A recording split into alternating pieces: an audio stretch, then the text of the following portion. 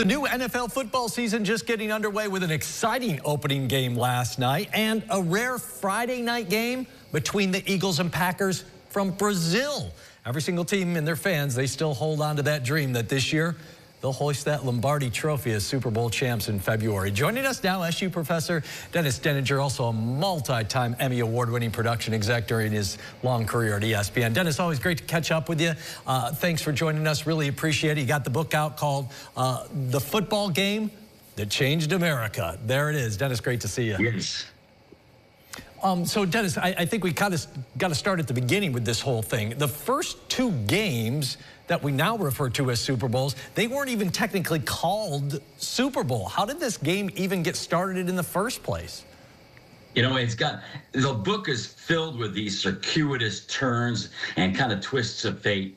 I want to give credit right up front that the way I started this academic research about the Super Bowl was because of Michael Veely at the Falk College and Department of Sport Management. And he said, you know, the Super Bowl is such an important part of sport and America that we really ought to have a course about it. So he proposed the idea, and that's what set me off on doing the academic research. And what we came across is the fact that, you know, if there hadn't been a rival league, if there hadn't been an AFL, there never would have been a Super Bowl. It would have continued on as an NFL championship, same way there is an NBA championship and a World Series of baseball. The competition for players was raising the prices for these NFL owners, and they said, you know what we have to do is we've got to merge with the AFL, and this merger is what created the Super Bowl. But the commissioner at the time, Pete Rozelle, did not like the word super. It was like a Super Ball. It was kind of a thing that you would say on Rowan and Martin's Latin, you know, these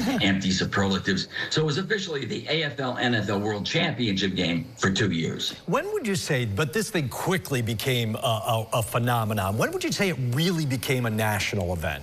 It got credibility Super Bowl III when the Jets emerged as the first AFL winner. And then it was seen as, okay, this is going to be a rivalry between two leagues and not just, well, the NFL's the major league and the AFL's the minor league.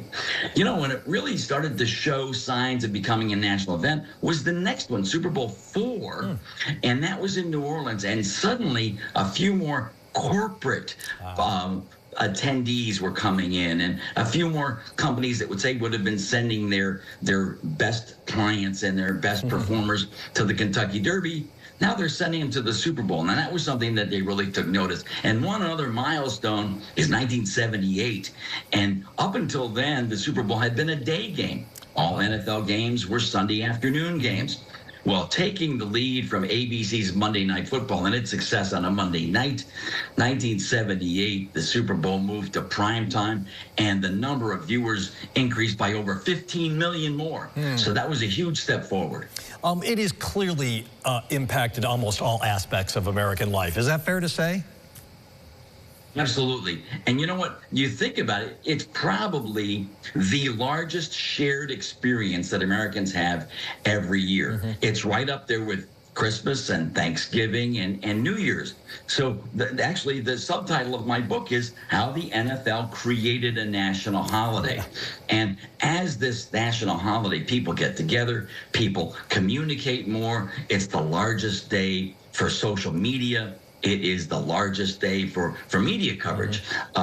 It's the biggest entertainment event of the year. Halftime has far more viewers than any other event. People buy things for their parties, and they have fun in this. So it is morphed into, it's far more than a game, and it certainly has surpassed all of the other major sporting events because of this. It's planned, it's in a city they know where it's going to be, it can be promoted, it's a neutral site most of the time, and it has become part of what we do as Americans. Yeah.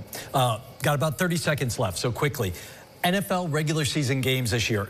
England, Germany, Mexico, Brazil. Any chance we'll ever see the Super Bowl outside of the U.S.? You know what? The last chapter of the book looks forward to Super Bowl 100.